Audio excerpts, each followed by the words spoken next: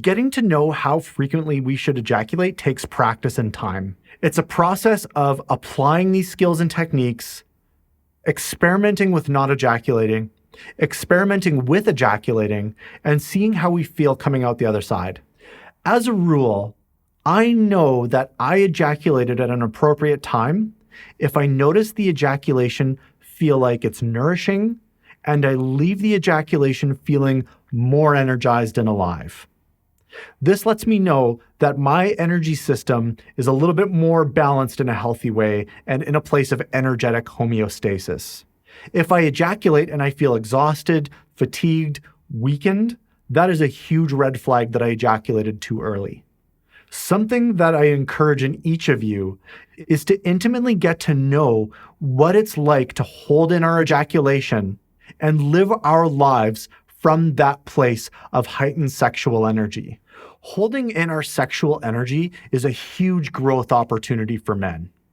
Not all men, but many men live their lives feeling preoccupied with sex. If we're building sexual energy and not releasing it, this can create a situation where we're living our lives with heightened sexual energy on a more regular basis. If we're already preoccupied with sexual fantasies, this can lead to trouble. That does not mean that this should be avoided. What it does mean is it's a huge opportunity for potent growth and mastery.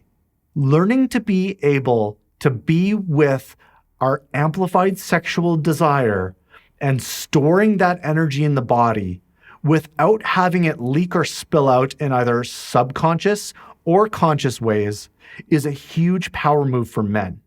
When our sexual energy leaks out unconsciously, it can look like a few things: staring at attractive people as they walk down the street, having our eyes linger on them a little bit more than might be consensual from that person. There can also be an experience where if we're running sexual fantasies over and over and over again, it becomes a bias within us, and we subconsciously direct our life towards fulfilling that sexual fantasy.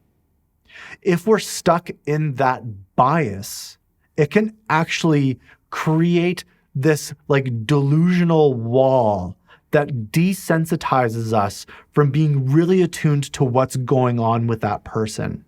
When we're in our own sexual fantasy bias, gaining clear consent becomes less likely. We might make unwanted passes or exhibit unwanted flirting, all coming from that place of our sexual fantasy bias. The more that we do that and it's non-consensual, the less care and respect is present for that person. This is potent, fertile soil for us being able to be with heightened sexual energy while having a deep level of care, respect, and honoring for another person's boundaries. It gives us an opportunity for us to own our own sexual attraction and being in such a place of personal power where we don't need to act on it if it's not consensual. On the lighter side of things, living with enhanced sexual energy in our system gives us more power, more energy, more vitality, more mental sharpness, and a heightened ability to execute our passions and purpose better. I love living with the heightened vitality of having regular non-ejaculative orgasms. Most of the time, I much prefer living that way to ejaculating frequently. If living this way sounds like something that's interesting to you, try it out.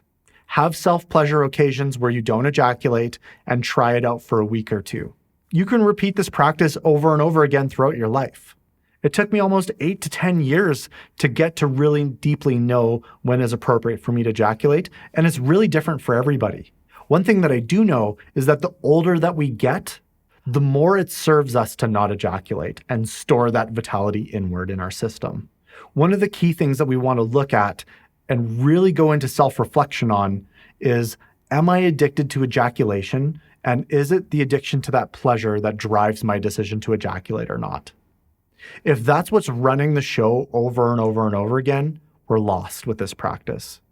We need to transcend the addictive quality of ejaculation and really get to know our why and why we want to ejaculate or not, and then live from that deeper wisdom that transcends the addiction.